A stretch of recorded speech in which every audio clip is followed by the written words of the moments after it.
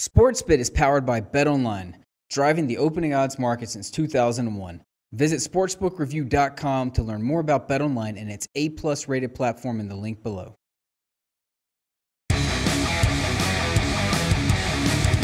Welcome back to SportsBit Betting Insight today from SBRpicks.com. It is time for the NCAA review. What happened over the weekend? And look, I'm not here to debate who made the worst coaching style, who made the worst coaching hire. There's a ton of ridiculous stuff that happened this past weekend when it comes to coaching. You can listen to mainstream media for that nonsense. And always remember the Bill Belichick story. Belichick, of course, got fired from Cleveland. No, he's not a good head coach. Pete Carroll at USC. What was he, their fifth choice? Ends up winning multiple titles. Guys can suck in their first gig. Third choices or fourth choices can win national titles. And all the coaching carousel stuff is not something we will focus on. We are here on SportsBit to focused on the emerging coaching situations when it comes to conference championship week and bowl season and what teams are buying into the interim coaches and what coaches are sticking around and who's sending out resumes. That's the type of stuff that we would expect you to want because that's what you can make money with. That's why you watch SportsBit each and every weekday here on SBRpicks.com. Do not miss a single show this week. I will say this. I had to put in the one tweet. You know, Bill Connolly is a nice commentator on the college football after the firings on the entire SEC got fired on Sunday and Arizona State saying, 7-5 is no, we're way better than that. As they reach to hire a coach who has 5 losses in each of the last 4 years. Quote, it's been a banner day for athletic director hubris. Yes, it is. Everyone thinks that they can win the national title. Everyone thinks they should be competing for conference championships every year. Doesn't work that way, folks. And so many coaches finding it out. I'm not going to say the hard way because they're all getting paid after they get fired. Athletic directors as a group. Bunch of idiots. Let's start with a real nasty one in college hoops from Sunday. We talk about bad beat, and it's the only college hoops I'm going to talk about on this segment today. But Ohio State's Pick'em versus Butler. They lead by 15 with less than 4 minutes to play.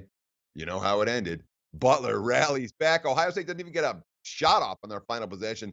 Lost by 1 in overtime. Yeah, 15-point lead with less than 4 to play. You're Pick'em. You can't cash that ticket. Ouch.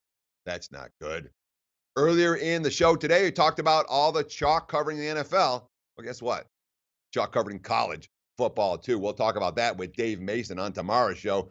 Jason Simbal from the CG Technology. Yesterday, a better won a $100 9-team parlay, winning over 37 grand from $100. Book at the Venetian. All favorites and all big favorites. Look at that. Minus 10.5, 11.5, 21.5, 16.5, 9.5 was the shortest chalk. You know, Oklahoma State covers by a hook at minus 40.5. Yeah, that's the kind of day it was on Saturday. When you talk about bad bets, I guess there were a handful. Certainly we saw Ohio U. They got really bet up against Buffalo. Ended up losing the game 31-24 as 7-point favorites. They opened minus 4 in that game. And the market's never adjusted. I mean, and when you talk about MAC schools and good information, never adjusted to how much Tyree Jackson meant to the offense. Buffalo closed out with 4 straight wins. Jackson averaged 341 yards, passing yards per game. That's a quarterback who's going to be in an NFL camp somewhere. Markets didn't pay much attention and paid the price.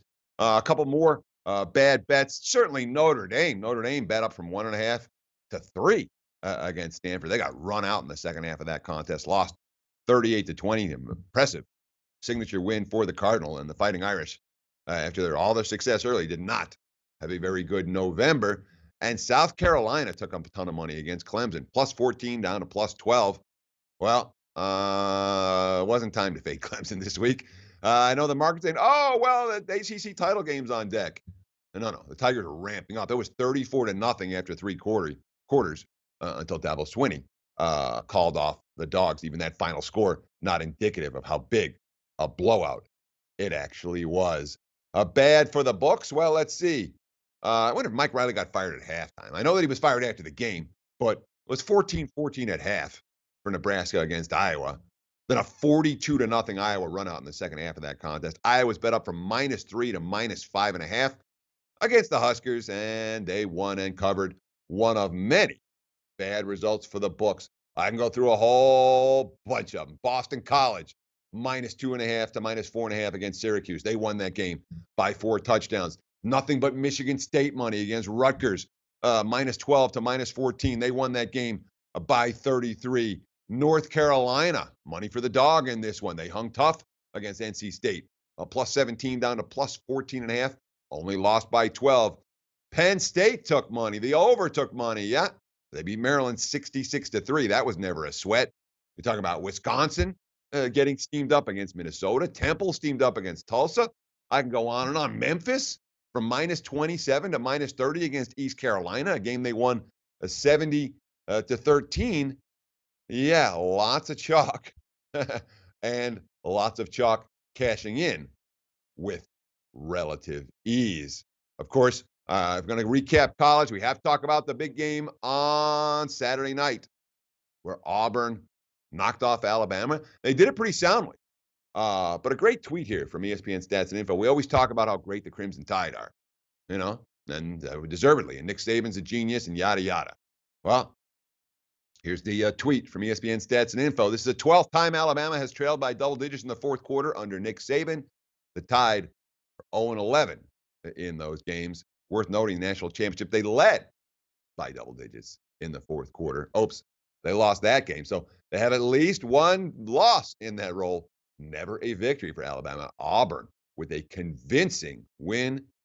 That was a very good result for the books. The Crimson Tide were a popular choice among the parlay card bettors.